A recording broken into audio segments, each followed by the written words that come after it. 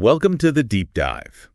Today we're locking our sights on Havoc, the new action flick from Gareth Evans, with Tom Hardy. That's the one just hit Netflix April 25th. Right, and it's definitely stirred things up. So we've gathered intel, proper reviews, hot takes from X, you name it. Mm-hmm. All the chatter. Our goal here, break it down, figure out what makes Havoc tick, and basically give you the lowdown should you stream it or skip it. I gotta say, this Evans-Hardy team-up, I was really keen to dig in.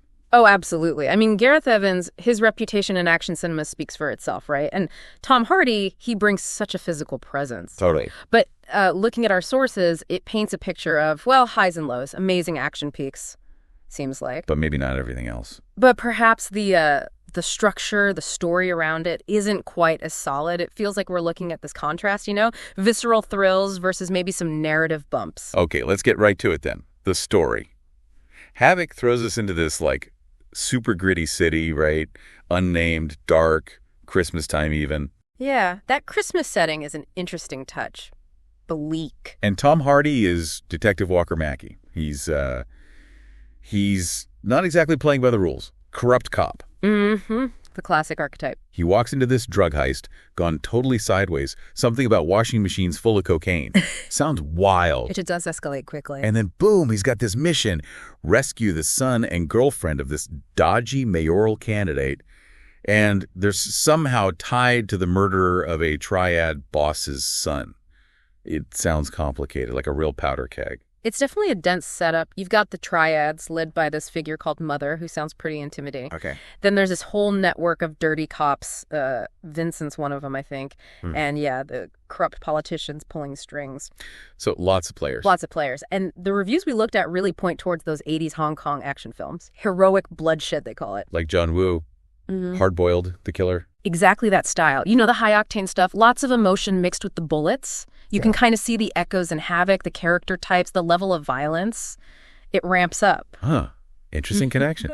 But it sounds like maybe that inspiration didn't quite hit the mark for everyone. Well, yeah. The criticism seems to be that the story feels a bit, cliche, familiar, lacking something new. Right. We saw one user on X at Meters Reviews who just flat out called it painfully generic. Ouch. And at Muddy Talk Movies mentioned some pacing issues early on. It takes a while to really get going. Why do you think Evans, who's known for these killer set pieces, would go with a more standard plot? That's a good question. Maybe the idea was just to have a simple frame, Something to hang all that action on without making the audience work too hard on the plot itself. Let the action do the talking. Sort of. But the risk, like the critics are saying, is that it ends up feeling less memorable. A bit thin, maybe. Yeah. And while it tries for this grounded feel, real consequences and all that, there's this recurring point in our sources about a lack of emotional depth. Like Hardy's character, Walker. His estrangement from his family gets mentioned. But they don't really explore it. Exactly. It feels underdeveloped. So you lose that chance for a really powerful character arc. So the verdict on the plot is kind of functional. It gets the job done setting up the fights, but it's not the main event, more like the launch pad. That's a great way to put it. A functional launch pad, yeah. Yeah. But maybe not strong enough to make the whole thing soar beyond just the action bits. Okay, let's shift gears, talk about the people in this chaos, the characters, the actors. Tom Hardy, obviously, is Walker Mackey. Right. Described as this wounded, war-beaten outlier. Yeah. The review really played up his, physical weariness, even his voice, that low mutter. Yeah, that distinctive Hardy voice and his build, sort of stocky, it all adds up. What is it about Hardy? Even if the script isn't amazing, he often seems to pull you in. He's got this incredible knack for showing internal stuff, right? Through just how he holds himself, his expressions, even without much dialogue, you feel the history, the weight. With Walker Mackey, that gruffness, it creates this sense of a guy who's just seen too much, done too much. Empire said he wears the role comfortably, which I thought was interesting. Yeah, despite the mayhem. Yeah, he just fits in that brutal world. Yeah. And even with script limitations, at Muddy Talk Movies on X, still gave him props for a great performance, said he elevated it. Right. What about the others? Jessie as Ellie, supposedly the moral compass. Yeah, but the review suggests she's kind of sidelined, underdeveloped. And Quillan Sepulveda as Mia. Impressive action, apparently, but thin backstory. That's the gist. It feels like Hardy's doing a lot of the heavy lifting, character-wise. Why do you think that happens sometimes? Supporting cast feels a bit thin. Well, often in these really action-driven films, the focus just snaps onto the hero and the next big sequence, you know? Supporting characters become more about moving the plot, being obstacles, maybe falling into archetypes, the determined rookie, the corrupt boss. So less room for nuance. Pretty much. Even big names like Forrest Whitaker and Timothy Olyphant playing the bad mayor and a dirty cop, the reviews said they felt underused. Like their charisma wasn't fully tapped because the roles were a bit cardboard. Shame. Though Yann, as Mother, the triad leader, she apparently made a real impact even with less screen time, so a strong performance can still cut through. Okay, that's interesting. Variety specifically mentioned the film failing on interpersonal dynamics, that connection between people. Right. That can really kill the emotional stakes, can it? Even with all the action. Absolutely, because if you don't care about how these characters relate to each other, why should you care if they survive the next fight? It just becomes noise. It can, yeah. The violence feels more abstract, less emotionally resonant, although you had At Moinseed 1985 on X with a much, much harsher take. Yep. Just called the acting awful. Full stop. Whoa. Okay, so real range of views there. Yeah. But the trend seems to be Hardy's solid, but the rest are maybe underserved. That seems fair.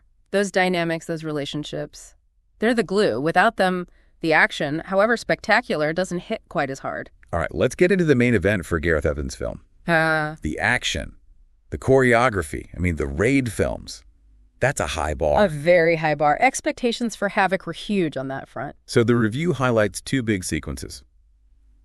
A nightclub brawl and the final cabin fight. The club scene, called sensational, brutal, a frenetic ballet. Sounds intense. Yeah, inventive kills, like using a champagne bottle in a bucket.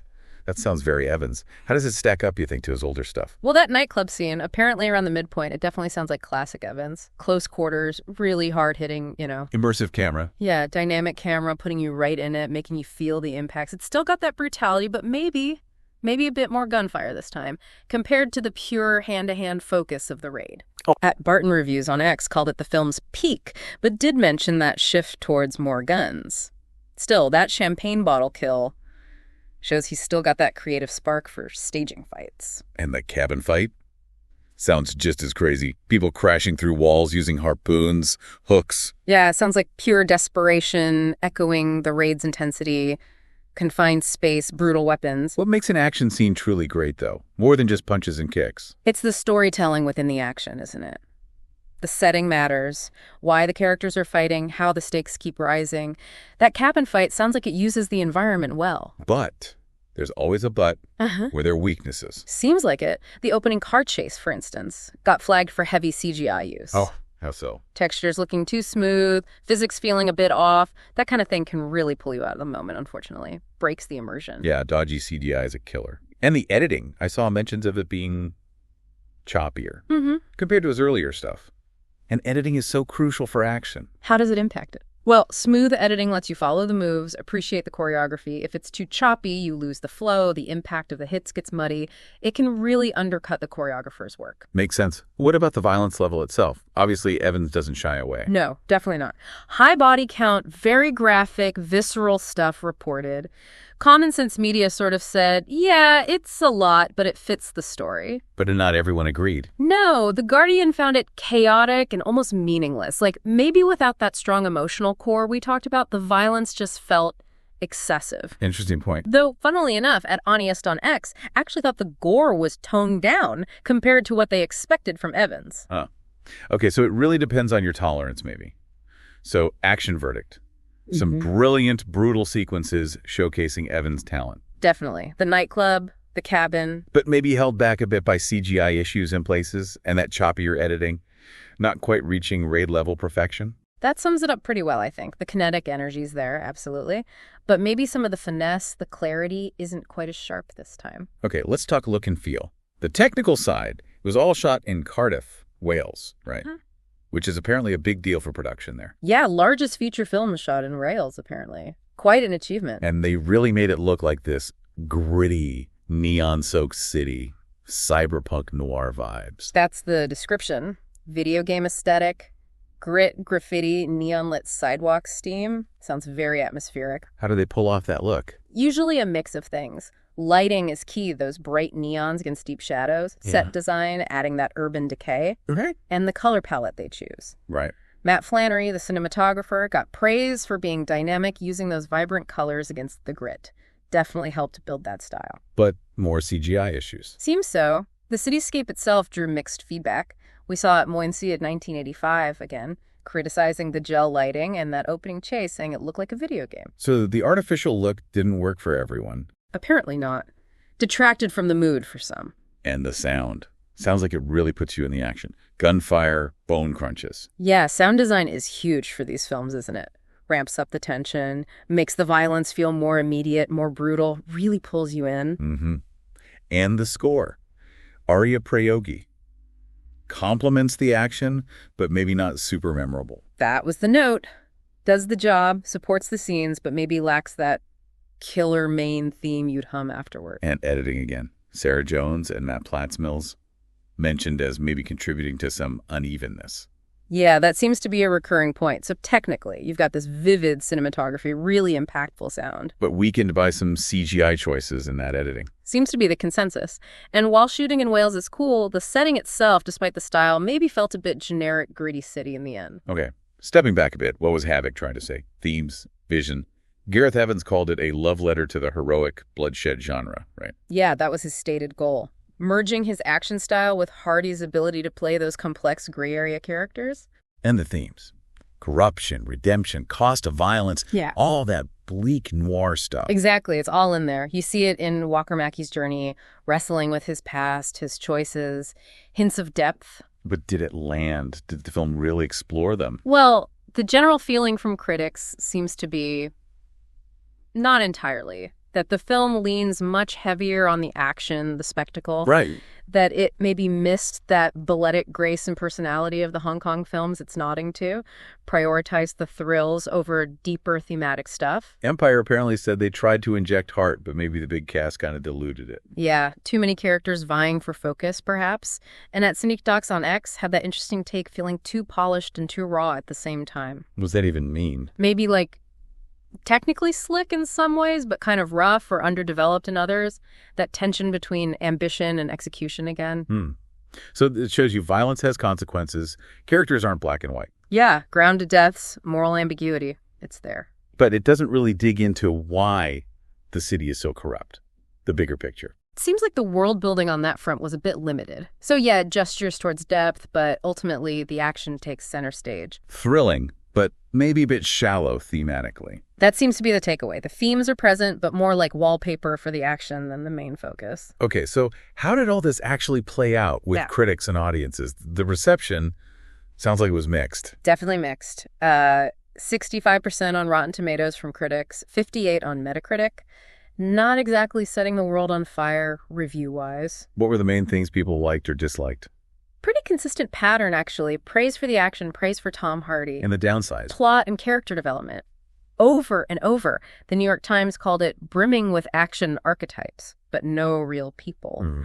Empire's fist-flinging fever dream description feels kind of apt, capturing that intense but maybe slightly incoherent vibe. Roger Ebert's site was harsher. Yeah, basically called it an accumulation of action movie cliches. And The Guardian, again, found the violence almost meaningless without stronger characters. But some liked it for what it was. Oh, yeah. Common Sense Media Metacritic, they noted the style, the ruthless, over-the-top carnage, basically saying if that's what you want, this delivers. And the X reactions really showed that split, huh? Big time.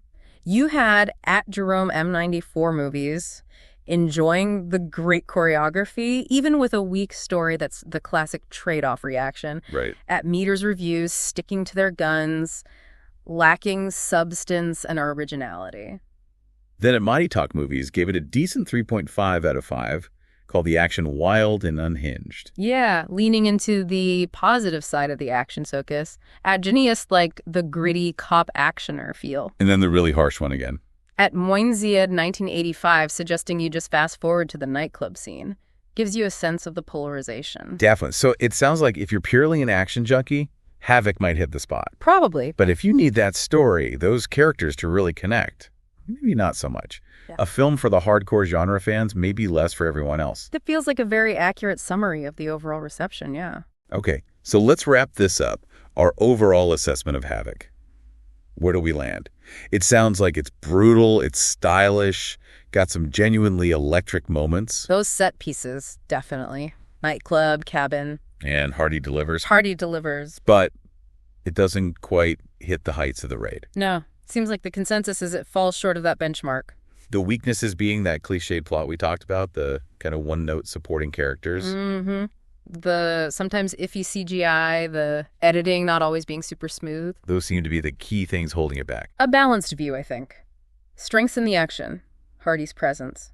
Weaknesses in the script and character depth that prevents it from being truly great, perhaps. The review we focused on landed on a 6.5 out of 10. Okay. And the recommendation is pretty much, watch it for the fights, watch it for Hardy, but lower your expectations for story and deep characters. Go in ready for the carnage. Yeah, exactly. Sit back and enjoy the carnage was the quote.